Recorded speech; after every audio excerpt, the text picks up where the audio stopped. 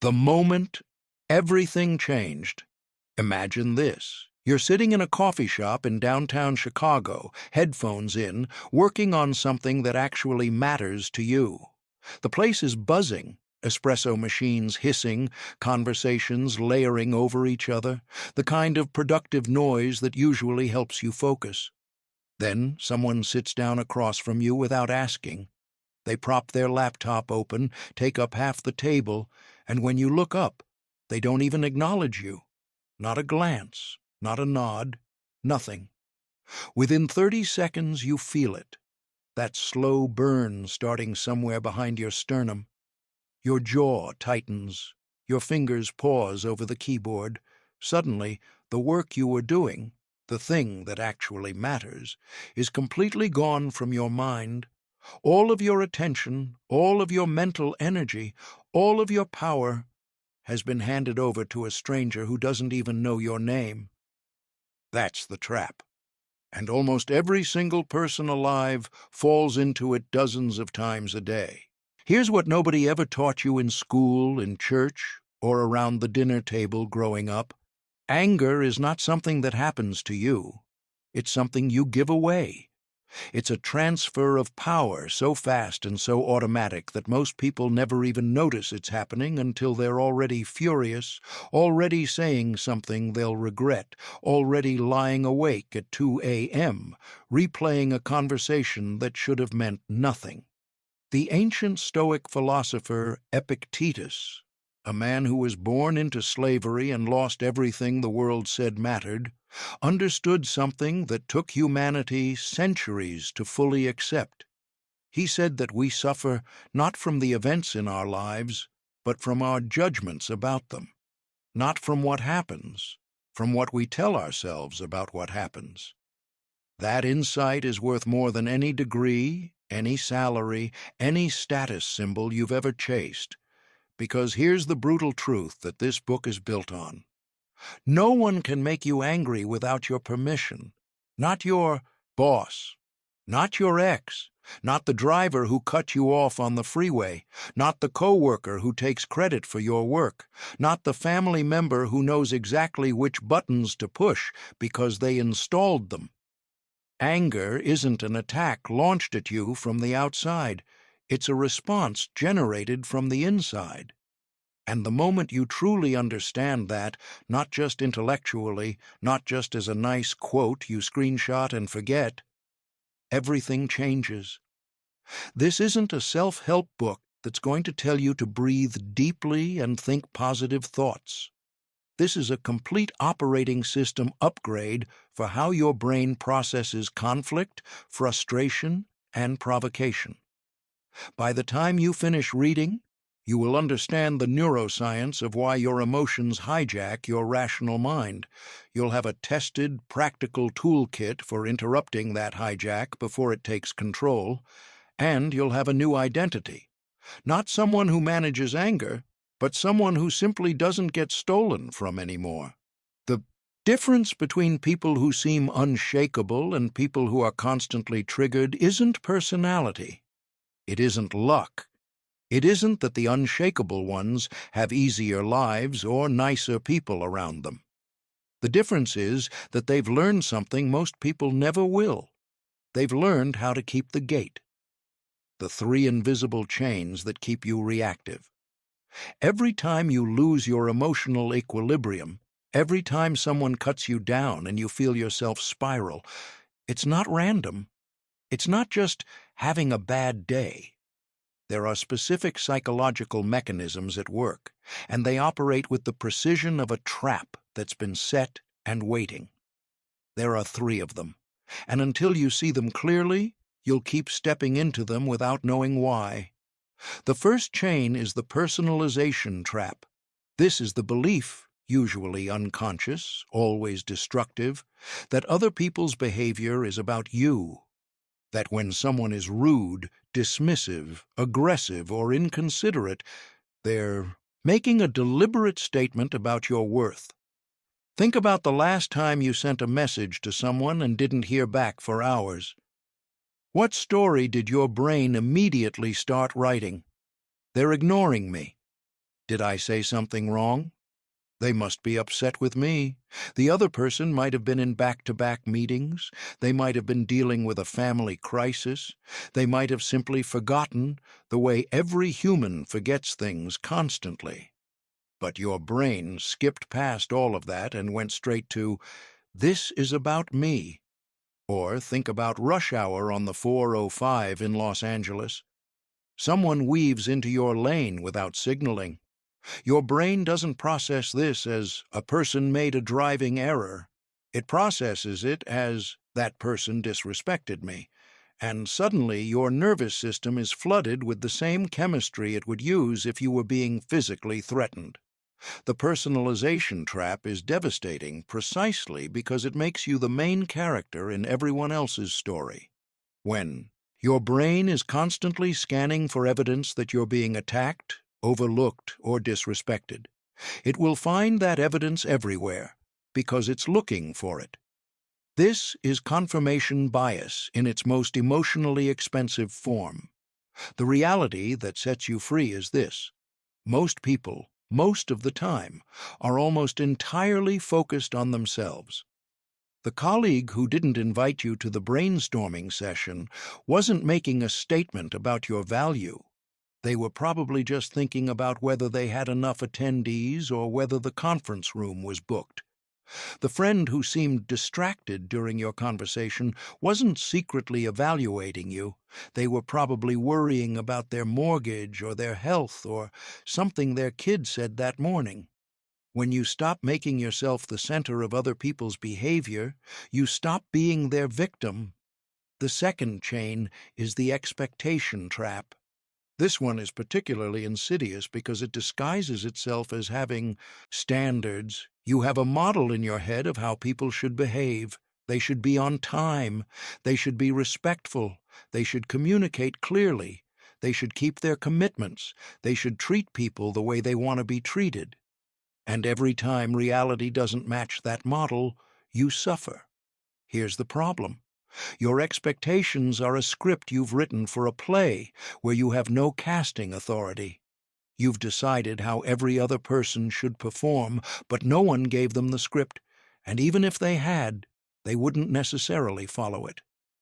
People act according to their own values, their own fears, their own histories, and their own pressures, not according to yours. Think about a time you were absolutely certain someone would show up differently than they did.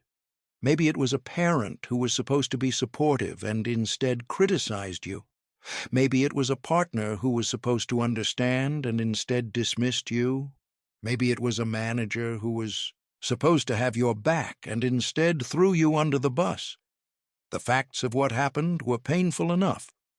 But the extra suffering, the sense of betrayal, the outrage, came from the gap between your expectation and reality. The expectation trap keeps you in a permanent state of disappointment because people, all people, including the ones you love most, are inconsistent, imperfect, and frequently operating from their own unhealed wounds. Holding rigid expectations about human behavior is like being furious at the weather for not following your preference. Releasing expectations doesn't mean lowering your standards for your own behavior. It doesn't mean accepting mistreatment or pretending bad behavior is fine. It means understanding that you cannot write other people's scripts and that the suffering comes from demanding they follow a script they were never given. The third chain is the control trap. This is the belief, again usually unconscious, that your emotional reaction can change someone else's behavior, that if you get angry enough, they'll finally understand how wrong they were, that if you express your frustration powerfully enough, they'll change. They won't. And science tells us why. When you react emotionally to someone's behavior, you don't create remorse or reflection in them. You create defensiveness. Their nervous system registers your emotional escalation as a threat, and their brain does exactly what yours does. It goes into protection mode. The rational conversation you were hoping to have becomes impossible because you've triggered their fight-or-flight response. Your anger doesn't teach, your frustration doesn't motivate, your emotional reaction doesn't move the needle in the direction you want it to go. What it does do is hand the other person enormous power over your mental state while doing very little to change theirs. You cannot control other people. You cannot rewire their values or override their behavior through emotional force.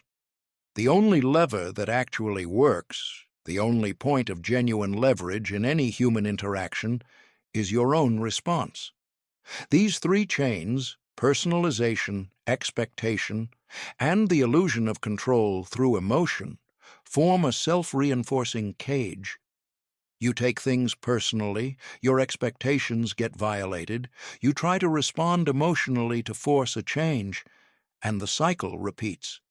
The most emotionally free people alive have done one thing. They've stopped wearing these chains. Not because life got easier, not because people got kinder, but because they understood that emotional freedom is a decision, not a destination. What's actually happening in your brain? When you lose control, most people experience anger the way they experience a thunderstorm. It comes from somewhere outside, it hits them, and they endure it until it passes. They don't understand that what feels like a storm hitting them is actually a fire they're unknowingly lighting inside themselves. Here's what's actually happening. And understanding this at a biological level changes everything. Your brain has an alarm system. It's called the amygdala, and it sits deep in the center of your brain, and its entire job is to scan your environment for threats. It's been doing this for approximately 200,000 years of human evolution, and it's extraordinarily good at it.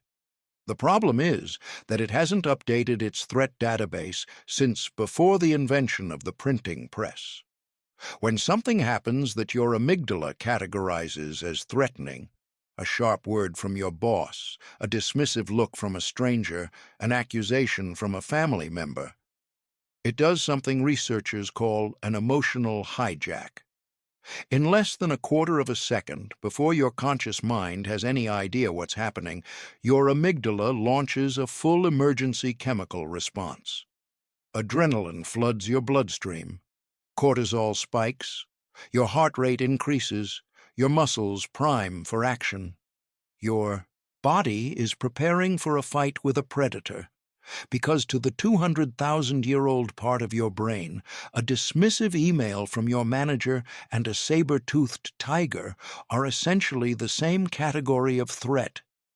Here's the part that explains almost every regrettable thing you've ever said or done when angry.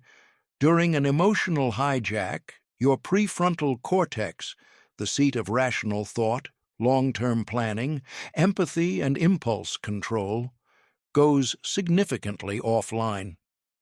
The part of your brain that knows better, that can see the bigger picture, that can choose wisely, is temporarily overwhelmed by the part that just wants to survive this moment by any means necessary.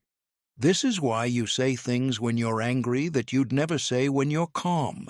It's not weakness. It's not a character flaw. It's neurobiology. Your higher brain has been temporarily hijacked by your survival brain. The initial chemical flood of an emotional hijack lasts somewhere between 6 and 20 seconds. But here's what most people don't know. The hijack can be interrupted. It's not inevitable. The chemicals that flood your system can be metabolized. The process can be disrupted before it reaches full escalation. The window is narrow, but it's real. And learning to use it is the foundation of everything that follows. Your body gives you warnings before the hijack completes.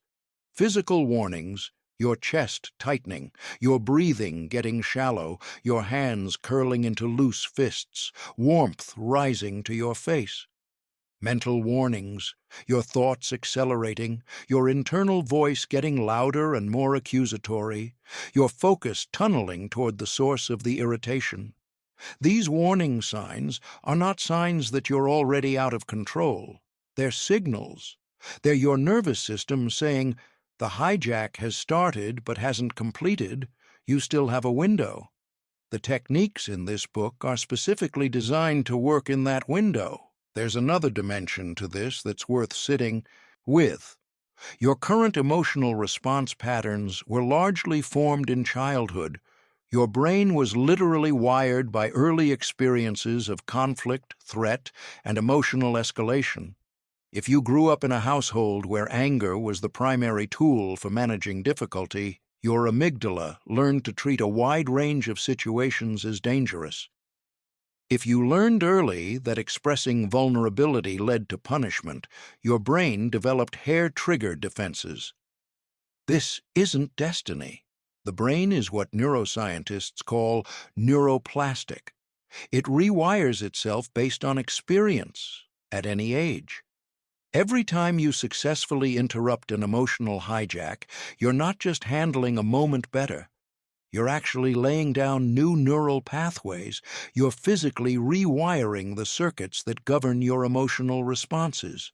With enough repetition, the new pathways become stronger than the old ones, and calmness stops being something you force and starts being something you are. Think of it like this. You've been running the same mental software since childhood. Some of it served you then, some of it was never particularly useful. But you've been running it automatically because that's what brains do. They run familiar patterns. What this book offers is the ability to write new code. The pause protocol, your first and most powerful weapon. Between what happens to you and how you respond to it, there is a space. In that space is your freedom. Viktor Frankl wrote those words after surviving 4 Nazi concentration camps, after losing nearly everyone he loved, after enduring conditions most of us cannot comprehend. If a man in those circumstances could find and protect that space, the space between stimulus and response, then the space exists for all of us, in every situation, no matter how provoking. The pause protocol is the practical architecture for protecting that space. Most people live in what behavioral scientists call automatic reactivity. Someone says something provocative, and they respond immediately from whatever emotional state they happen to be in at that moment. Someone cuts them off, and they honk before the thought is even conscious. Someone criticizes them and they defend before they've had a chance to determine whether the criticism has merit. Automatic reactivity hands control of your behavior to whoever or whatever is provoking you. It's the mechanism by which other people get to write the script of your actions. The pause protocol breaks that mechanism. Here's the foundational version. The moment you notice any sign of emotional activation, any flicker of anger, frustration, or irritation, you create a deliberate pause before doing or saying anything in response. The pause can be 3 seconds or 3 hours. What matters is that it exists. Level 1. The breath pause. The physiologically most effective immediate intervention for an emotional hijack is conscious breath control. This is not a metaphor or a vague suggestion. It's based on hard neuroscience. Your autonomic nervous system has 2 primary modes: sympathetic, fight or flight, what gets activated during an emotional hijack, and parasympathetic, rest and digest, calm, rational engagement. The key discovery is that your breathing is one of the few functions that bridges both systems. By consciously controlling your breath, you can directly influence which mode dominates. The specific pattern that works most effectively is this: inhale through your nose for a count of 4. Hold for a count of 4. Exhale through your mouth for a count of 6. The extended exhale is critical. A longer exhale than inhale directly activates the parasympathetic nervous system, applying a kind of neurological brake to the hijack in progress. During the breath pause, focus entirely on the physical sensation of breathing. Feel the air moving through your nostrils. Feel your chest expand. This isn't just relaxation, it's a pattern interrupt. It breaks the automatic connection between the trigger and your habitual response. It gives your prefrontal cortex precious seconds to come back online. Practice this during low-stakes irritations first: the long line at Starbucks, the email that takes too long to load, the phone call that drops at a critical moment.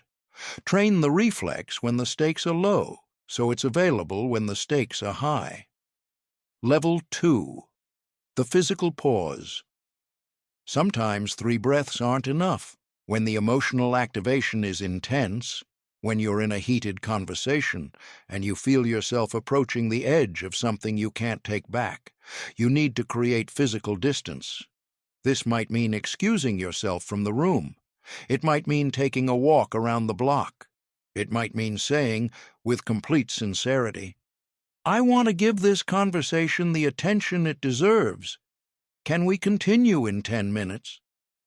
It might be as simple as standing up and changing your physical position. Movement matters here, not just psychologically, but chemically. Physical activity metabolizes stress hormones.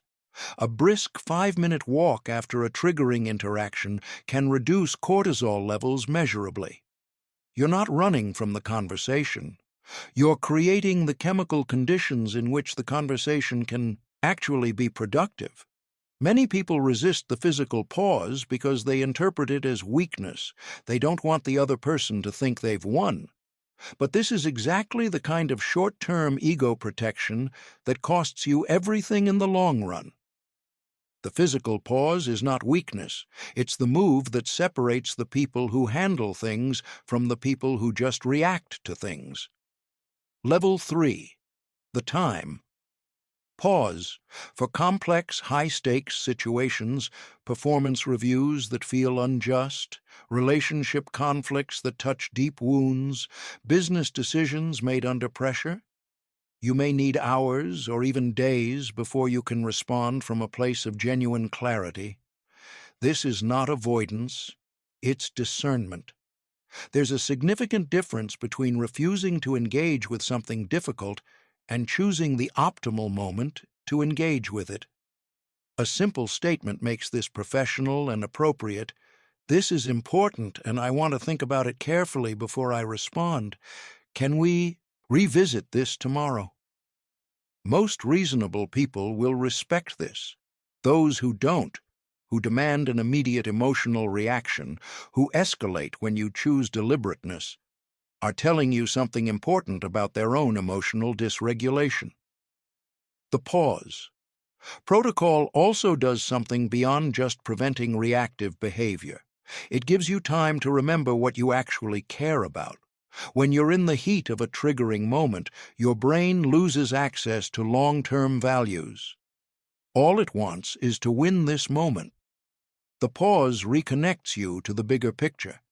It asks, who do I want to be here? What outcome actually serves me? What does this situation require of someone who is genuinely in control of themselves? The reframe revolution. How to change the story and change. Everything, your emotional state at any given moment, is not a response to what happened. It's a response to the story you're telling about what happened. This is one of the most disorienting things to truly understand, because our stories feel like reality. They feel like accurate descriptions of the situation, but they're interpretations, and interpretations can be changed. Here's a concrete example.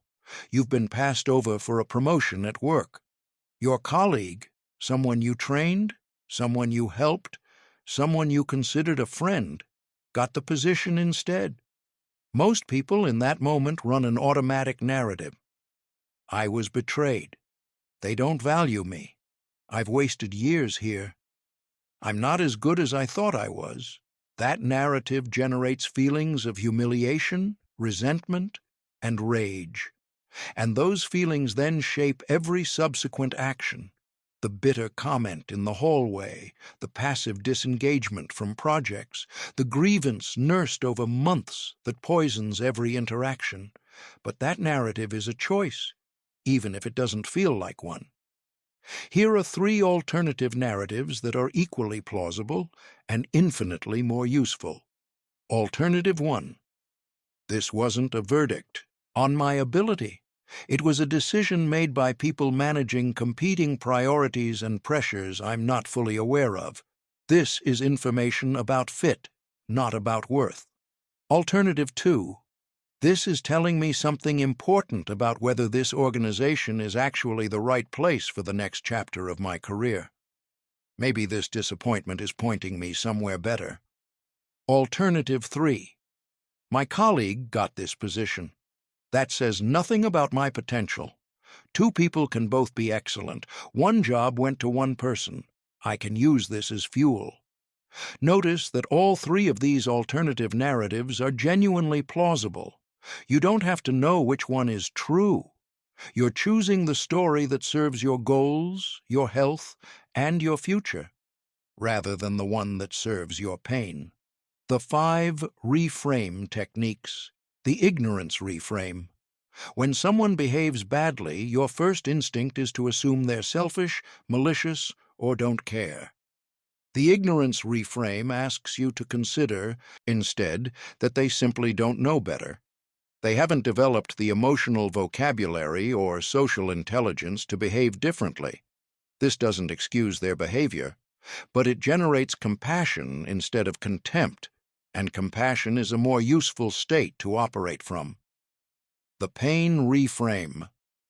One of the most powerful sentences in interpersonal psychology is this: hurt people hurt people. When someone lashes out at you, when someone is gratuitously cruel or dismissive or aggressive, they are almost always acting from an internal wound you can't see. The person who humiliates others publicly is desperate for significance. The person who is chronically cold and unavailable is managing an old fear of vulnerability. Their behavior tells you more about what they're carrying than about what you deserve. The teacher. Reframe. What if every person who triggers you is precisely the teacher you need right now? The colleague who steals credit is teaching you to protect your contributions. The family member who dismisses your opinions is teaching you to hold your ground without needing external validation. The stranger who's rude to you is giving you the chance to demonstrate to yourself that your peace doesn't depend on their behavior. The temporary reframe. You are seeing one moment, one bad day, one stress-activated version of a person. You're not seeing the complete human being. The driver who cuts you off on the interstate might be a surgeon rushing to an emergency. The woman who snaps at the barista might be an extraordinary mother in the middle of the hardest week of her life. A single data point is not a character analysis. The information reframe. This is perhaps the most practically powerful reframe for professional environments. When you receive criticism, even harsh, poorly delivered, potentially unfair criticism, instead of defending against it, you mine it for information. You ask, is there anything here that's actually useful? Even criticism motivated by someone's ego or agenda sometimes contains a signal worth extracting. When you receive feedback as data rather than attack, you become genuinely unteachable in the best possible sense. Nothing anyone says can destabilize you because you're just filtering for what's useful. Learning to reframe is not about becoming naive. It's not about pretending that bad things aren't bad. Some situations are genuinely unjust. Some people genuinely do act with malicious intent. The reframe doesn't require you to deny that. It requires you to ask, given that this is happening, what interpretation gives me the most power to respond effectively? Emotional independence, the system that sets you free. Here is what most people, without realizing it, have built their emotional lives around: other people's behavior. If someone treats them well, they feel good. If someone treats them poorly, they feel bad. Their self-esteem fluctuates with approval. Their mood rises and falls with whether things go according to plan. Their sense of security depends on the consistency of people who are, by nature, inconsistent. This is emotional dependence, and it makes you permanently vulnerable. Not because the people around you are bad, not because circumstances are unusually harsh, but because you've outsourced the management of your own inner state to variables you don't control. Emotional independence is the alternative. It's not coldness, it's not indifference, it's not building walls between yourself and the people you love. It's developing an inner core that remains stable regardless of the weather outside. Think of it this way. A tree with deep roots can bend dramatically in a storm without being destroyed. A tree with shallow roots tips over in a moderate wind. The depth of the roots is what determines resilience, not the absence of storms. Principle 1. Emotional self-sufficiency. Most people have a short list of things they need from other people to feel okay about themselves. They need to be appreciated. They need to feel significant. They need consistent reassurance that they're valued, included, and not going to be abandoned. These needs are entirely human. The problem is how they're being sourced. When your sense of being valued comes primarily from external validation, from your boss's praise, from your partner's consistency, from your friend's inclusion, you're running a high-risk operation because all of those sources are unreliable. Not because the people are bad, but because all people are unreliable. Everyone has bad days. Everyone gets distracted. Everyone occasionally fails to show up in the way that another person needs. Emotional self-sufficiency means developing the capacity to provide for yourself what you currently demand from others, not eliminating the desire for appreciation. That's both impossible and unnecessary. But building a foundation of self-regard that doesn't collapse when external validation is absent. This is not arrogance. Arrogance is the need to demonstrate superiority because internally you're uncertain of your worth. Emotional self-sufficiency is simply knowing at a level beneath thought that you are enough, not perfect, not beyond growth, but fundamentally worthy of your own respect. Principle 2. Outcome independence. Here is a truth that sounds simple and is extraordinarily difficult to embody. You can want something intensely without needing it to maintain your equilibrium. You can want the promotion. You can want the relationship to work. You can want the project to succeed.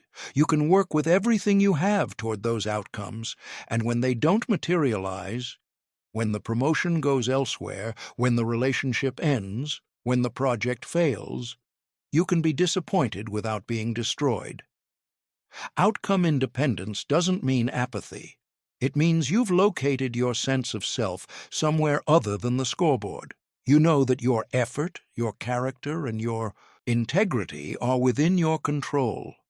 The results, always partly influenced by factors you can't manage, are not the final word on who you are.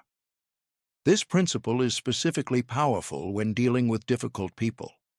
If your emotional equilibrium depends on someone treating you with respect, then they have enormous leverage over you. Every time they're dismissive or hostile, your inner world suffers. But if outcome independence is genuine, if their behavior, while unwanted, genuinely doesn't determine your sense of self, their leverage disappears entirely. They can behave exactly as they choose. You remain exactly who you are. Principle 3. Identity independence.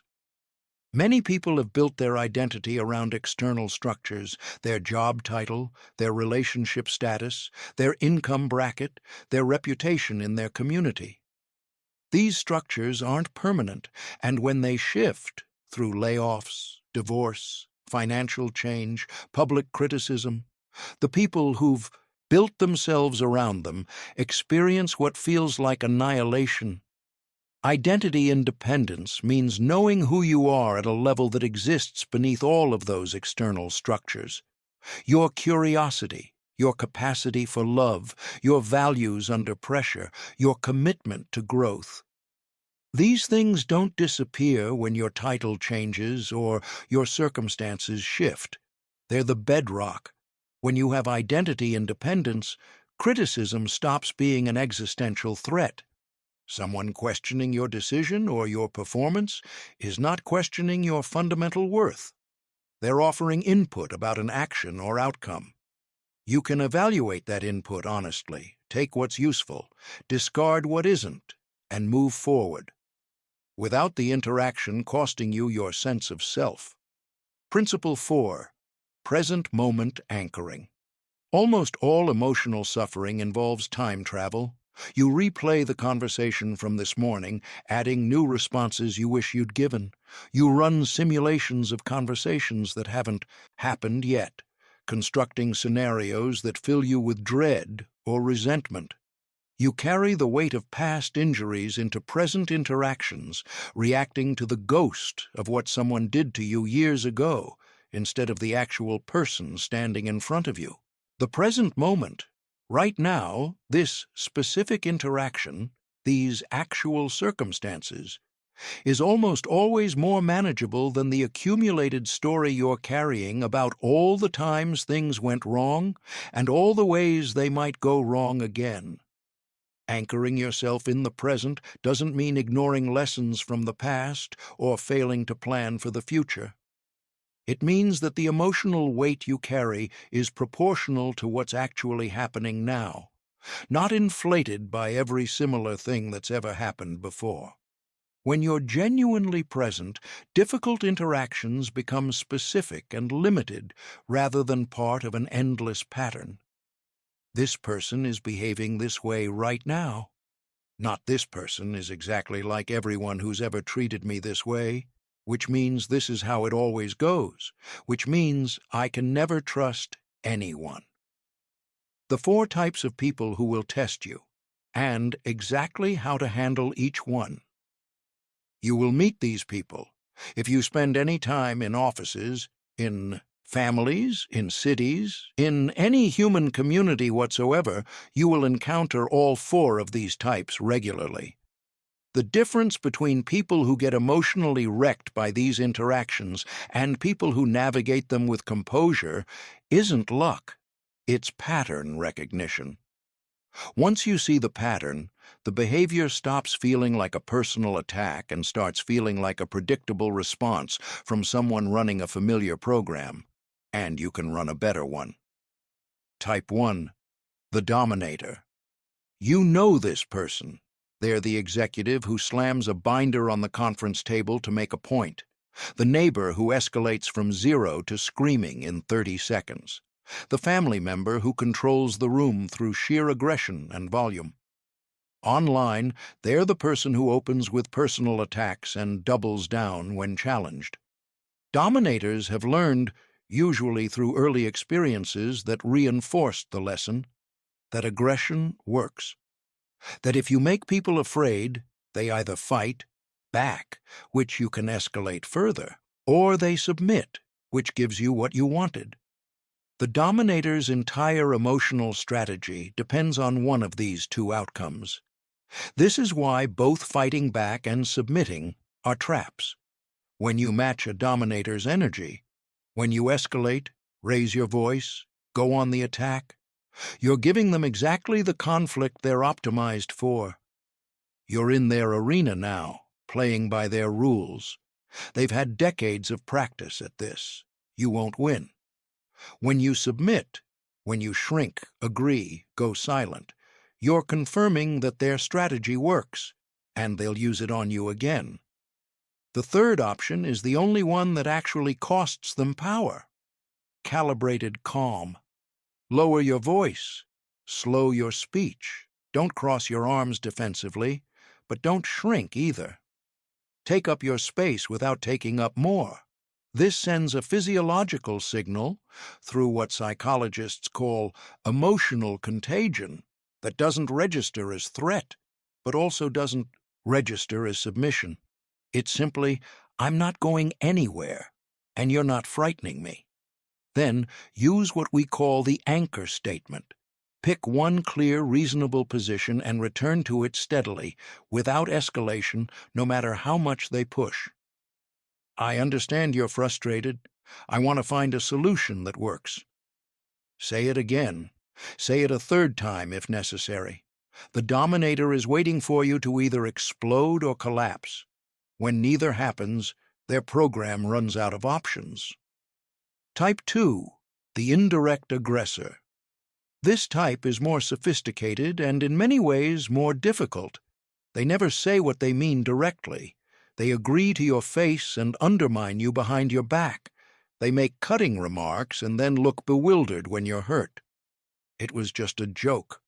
Why are you so sensitive? They forget commitments with suspicious regularity, but always have a reasonable-sounding excuse.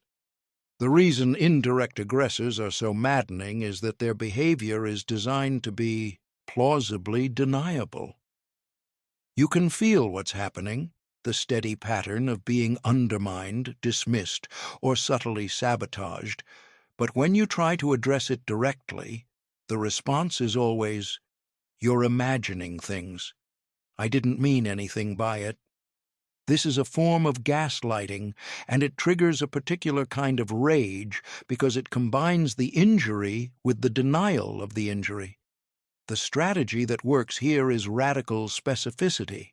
Don't respond to the vague, deniable pattern. Respond to the specific, observable behavior in the specific moment. When you agreed to handle the client follow-up and then didn't, it created a real problem for the project. I need to be able to rely on your commitments. Not, "You always do this. You never follow through." The first statement is specific, behavioral, and forward-focused. The second is an accusation about character, which they can deny and which escalates the conflict without solving it. Also, stop relying on unreliable people for things that matter. This isn't punishment, it's pragmatism. You've gathered sufficient information about this person's reliability. Use it. Type 3. The energy drain. Every workplace has one. Every family has one. Possibly every friend group. They are perpetually in crisis. Every week brings a new disaster, a new catastrophe, a new injustice that requires your full emotional attention. You can see them calling and feel your energy drop before you've even answered. What makes this type so emotionally expensive is the guilt they generate. You care about people. You want to be helpful. So when they need you, again, always urgently, always completely, there's a pull to show up. And when you do, you often find that they're not really looking for solutions. They're looking for an audience. The technique here is compassionate limitation. You don't have to choose between absorbing this person's crisis and abandoning them. There's a third option. I care about you, and I have 15 minutes to focus on this right now. What's the most important thing you need right now? One question per conversation. One suggestion, offered once. After that, I hope you find a way through this. I need to get back to what I was working on. Said warmly, said consistently. No explanation required. You can hold genuine care for someone without becoming responsible for managing their emotional state. Emotional boundaries are not rejection. They're the condition under which sustainable care is actually possible. Type 4, the spotlight seeker. In every meeting, every social gathering, every online thread, this person is performing. They interrupt constantly. They redirect every conversation back to themselves. They take credit publicly for collective accomplishments. They have a story that tops your story, every single time. Here's what makes this pattern intelligible. Underneath the relentless performance is almost always a profound fear of insignificance. The spotlight seeker is not actually confident. They're the opposite. The performance is a constant bid for reassurance that they matter. Arguing with them, correcting them, or competing with them all feed the dynamic. They want an audience. even a hostile one. The move that works is gracious disengagement. Acknowledge briefly, redirect your attention elsewhere. Invest your energy in conversations with people who are actually interested in mutual connection. In group settings, you often have the opportunity to become the person who actively creates space for others to speak, which makes you, quietly and without competition, the most valued person in the room. Reading the room. The art of social intelligence. Here is an underappreciated truth.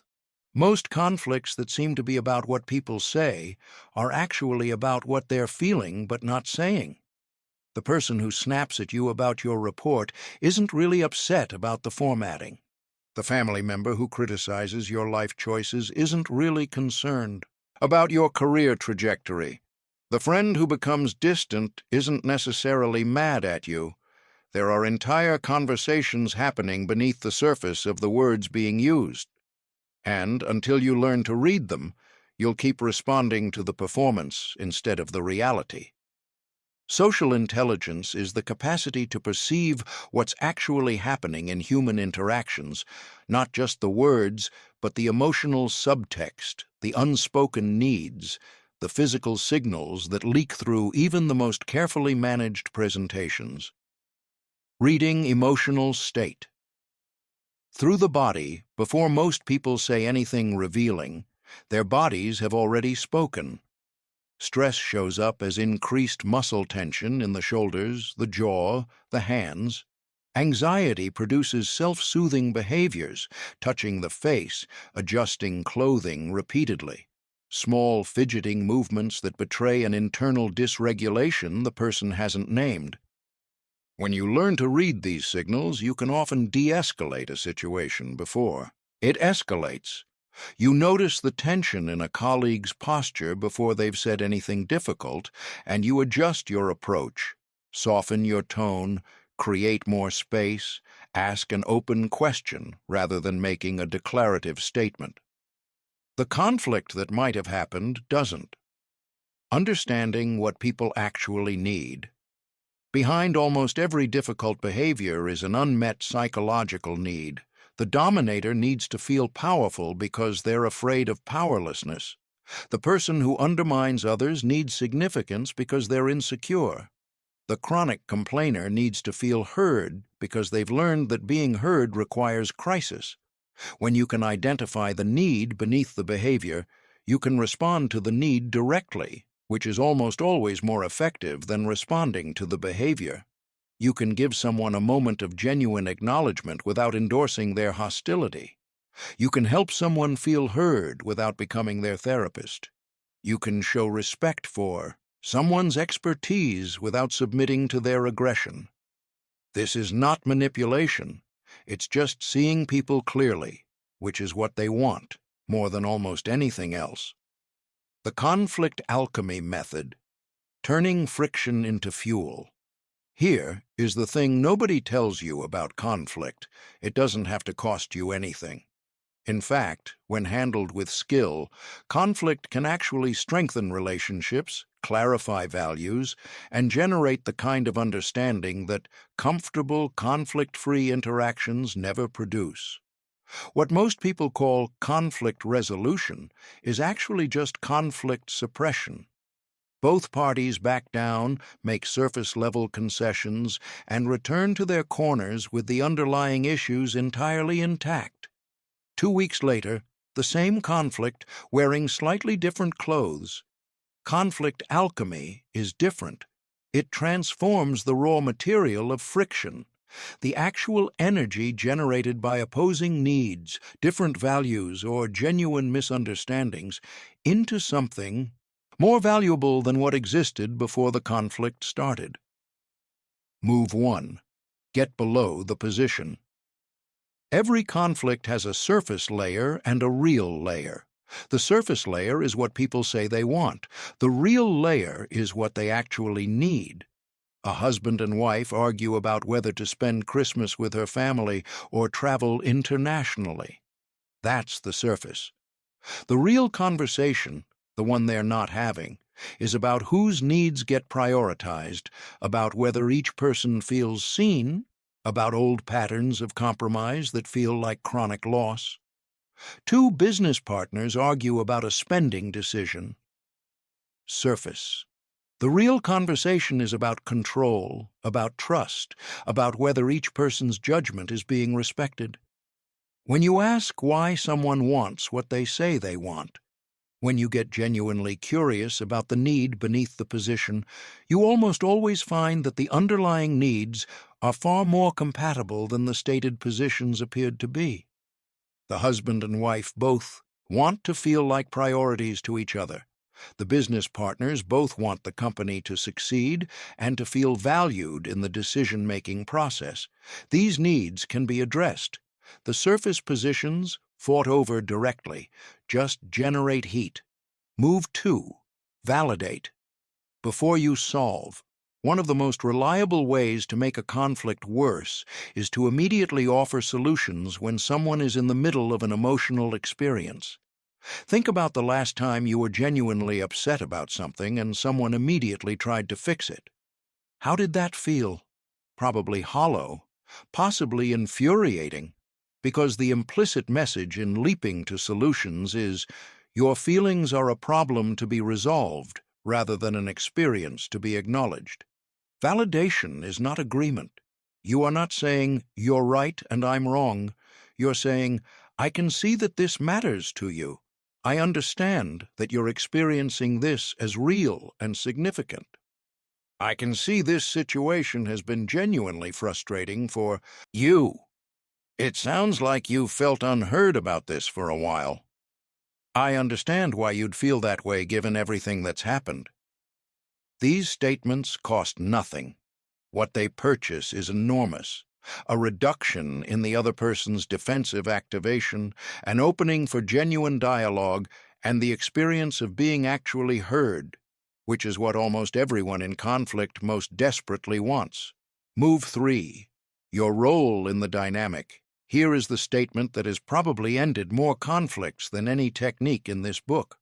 I can see how I contributed to this. Not, I'm sorry you feel that way. That's not an acknowledgement. It's a dismissal wrapped in polite language. Not, I'm sorry, but you also... That's an apology designed to set up a counter-accusation. Genuine acknowledgement of your own contribution to a difficult dynamic is disarming in the most literal sense. It removes the adversarial structure. When you take responsibility first, even if you believe the other person is more at fault, you model the kind of maturity that makes space for the other person to do the same. Almost no conflict is entirely one-sided. Almost everyone, when they're honest, can identify something they could have done differently, a tone that escalated things, an assumption that proved incorrect, a moment where they prioritized being right over being effective. Naming that, sincerely, changes the entire energy of the interaction. Move 4. Build the forward agreement. The least productive thing you can do in most conflicts is to exhaustively relitigate who did what and who was more wrong. The past is not a territory either party can change. It's a map both parties interpret differently based on where they were standing. What can be changed is the future. So the most valuable question in any conflict is, what would need to be different for both of us to feel good about how this goes from here? Not, why did you do that? Backward-looking, blame-oriented. Not, don't you see how wrong you were? Accusatory, guaranteed to produce defensiveness. How do we want to handle this kind of situation next time? Forward-looking, collaborative, solvable. This shift from forensics to architecture, from analyzing the wreckage to designing something better, is the move that separates people who keep having the same conflicts from people who actually grow through them. The energy architecture, protecting your capacity to stay regulated. Emotional regulation is not just a mental skill, it's a whole-body phenomenon, and your ability to maintain your composure under pressure is directly proportional to the quality of the physical foundation you're operating from. This is the chapter that people skip. Don't skip this chapter.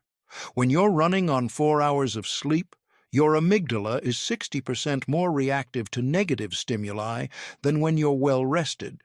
Not somewhat more reactive, 60%. That number comes from sleep research at the University of California, Berkeley, and it means that the difficult conversation you could have navigated with relative ease at full capacity becomes genuinely, neurologically difficult when you're depleted. Your prefrontal cortex, the rational, regulating part of your brain, is extraordinarily energy-intensive. It runs on glucose, and it goes offline significantly faster than the rest of your brain when resources are low. This is why you're much more likely to snap at someone when you haven't eaten. Why the fights in long-term relationships disproportionately happen late at night. Why you make impulsive decisions under deadline pressure. The emotional regulation work in this book is real, and it works, but it works best on a physical foundation that supports it. Sleep as emotional infrastructure. Treat sleep as the non-negotiable emotional regulation investment that it is. A consistent sleep schedule, not just enough hours, but hours at consistent times, regulates your cortisol curve throughout the day, which directly influences how reactive your nervous system is from morning to night. Blood, sugar as mood architecture. Stable blood sugar is stable mood. Processed sugars and simple carbohydrates create spikes and crashes that manifest as irritability, anxiety, and emotional volatility. Protein, healthy fats, and complex carbohydrates create the sustained, even energy that supports sustained, even emotional regulation. Movement as chemical regulation. Exercise is the most powerful natural intervention for stress hormones that exists. 30 minutes of vigorous activity metabolizes the cortisol and adrenaline that accumulate during difficult days at a rate that no other intervention can match. The research on exercise and emotional regulation is overwhelming and unambiguous. People who move regularly are measurably less reactive, less anxious, and more resilient in response to stress than people who don't. Becoming the gatekeeper. Identity-level transformation. There is a difference between someone who uses emotional regulation techniques and someone who has become an emotionally regulated person. The first is behavioral. You've learned some useful tools and you deploy them when you remember to. The second is identity. You don't regulate your emotions because you're using a technique. You regulate them because emotional stability is who you are. This distinction matters enormously because behavior can be disrupted by sufficient pressure. Identity is much more durable. Every time you successfully use the pause protocol, you're not just handling a moment better. You're writing a story about yourself. I'm the kind of person who doesn't react without choosing to. Every time you reframe a difficult situation and choose empowerment over victimhood, you're writing, I'm the kind of person who finds power in difficulty. Every time you decline to be provoked, you're writing, I am the gatekeeper of my own emotional state, and I don't hand that gate key to anyone. These statements, reinforced through repeated action, become identity. And identity is far more powerful than technique. The professional mastery protocol. The workplace is, for most people, the most challenging arena for emotional regulation.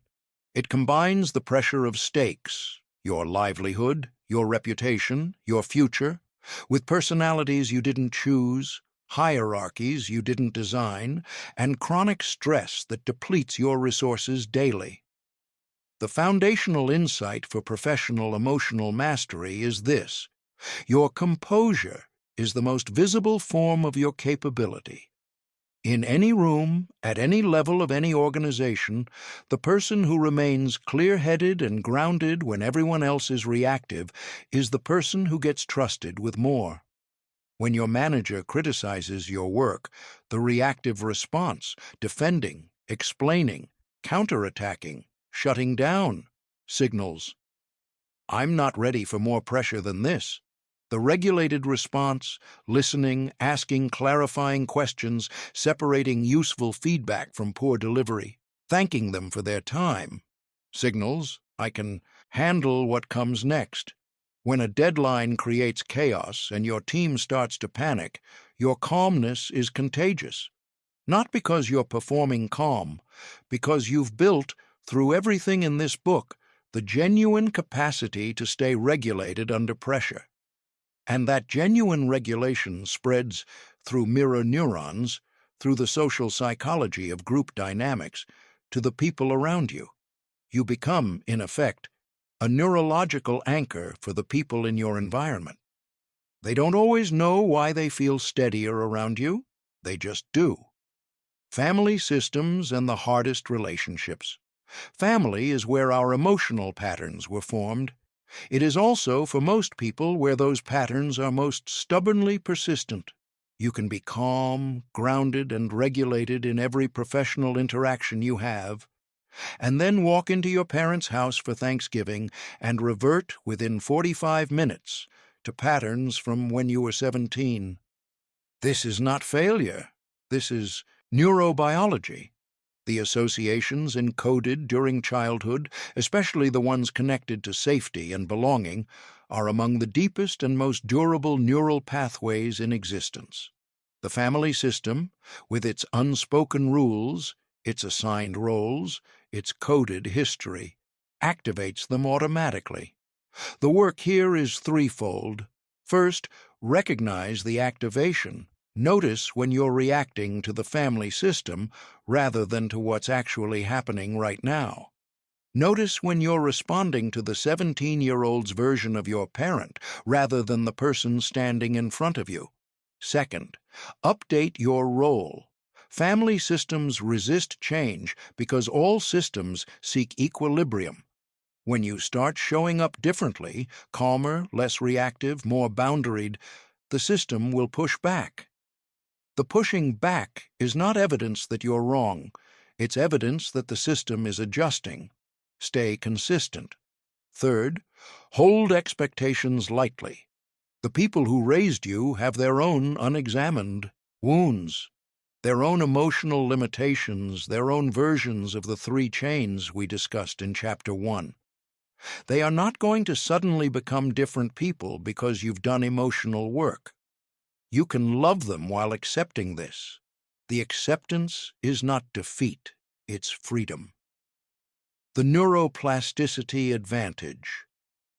Everything you've practiced in this book is also physical renovation. Every time you pause instead of reacting, the neural pathway connecting trigger to reactive response gets slightly weaker.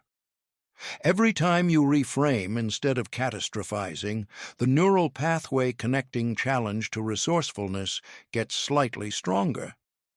This is happening at the level of synaptic connections, actual physical changes in actual brain tissue. The process is slow at first, then dramatically accelerates. Early practice feels effortful and somewhat artificial. You're aware of applying a technique. The technique feels external to you. This is normal. This is what early neuroplasticity feels like from the inside. As repetition accumulates, the techniques become less conscious, more automatic, more natural. Then, at a certain point of practice, something shifts. The technique disappears as a technique. What remains is just how you are. This is the compound interest of emotional work. The early payments feel expensive relative to the return. The later returns are enormous relative to the cost. People who've done consistent emotional work for 12 months report qualitatively different experiences of conflict, provocation, and difficulty than people who haven't. Not because their lives are easier, but because their brains have genuinely changed. Your brain can change at any age. The research on adult neuroplasticity has made this definitively clear. You are not locked into the patterns that were laid down in your childhood home. They are literally rewritable. The social intelligence upgrade. There is one more layer to mastery that most books on emotional regulation don't address. The capacity to create environments where your emotional regulation matters less because you've actively shaped the social dynamics around you. Emotionally sophisticated people don't just navigate difficult social situations, they actively construct social environments that are less difficult. They do this through a set of consistent behaviors. They model what they want to receive. They're the first to acknowledge an error, the first to give credit publicly, the first to express genuine curiosity about someone else's perspective. And through social mirroring, others around them shift toward similar behaviors. They create psychological safety. In any group they're part of, a team, a family, a community, they consistently signal, you can be honest here, you can make mistakes here, you won't be punished for vulnerability. This doesn't happen through announcements. It happens through repeated behavior over time. They invest in understanding before being understood. They know that the person who listens best in a room has more influence than the person who talks most. They know that genuine curiosity about another person's experience is one of the most socially powerful things that exists. They choose their social environment deliberately. The neuroscience of emotional contagion is real. Your nervous system is constantly calibrating to the nervous systems around it.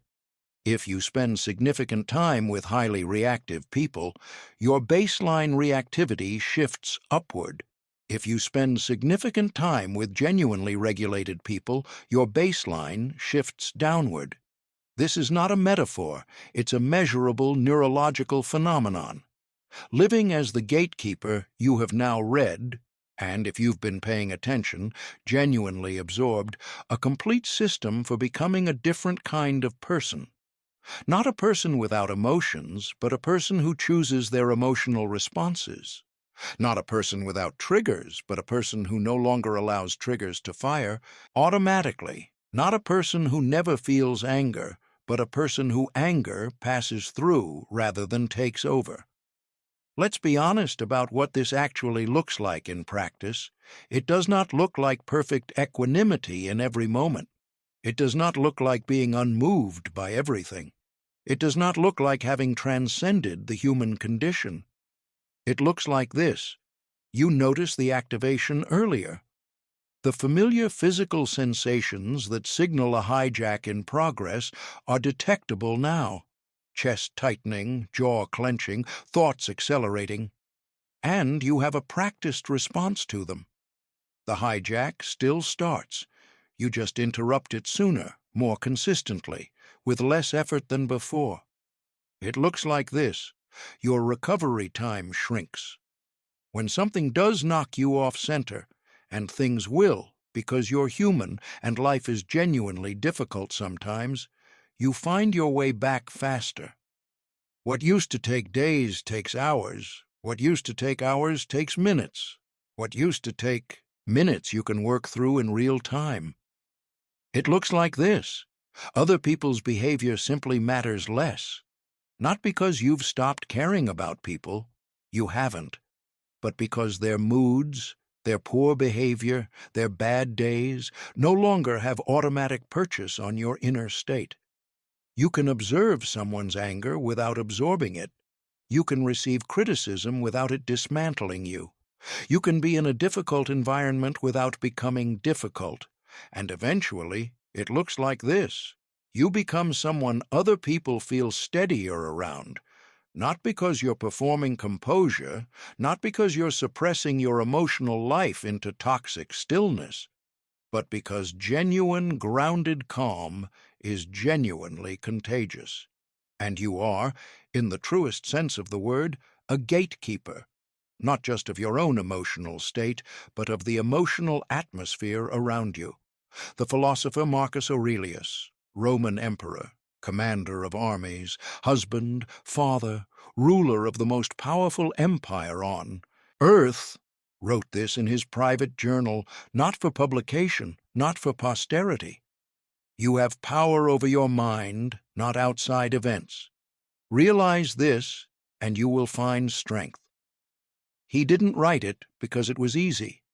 He wrote it as a daily reminder because the discipline of claiming and protecting this power is a practice, not a one-time achievement. It requires recommitment.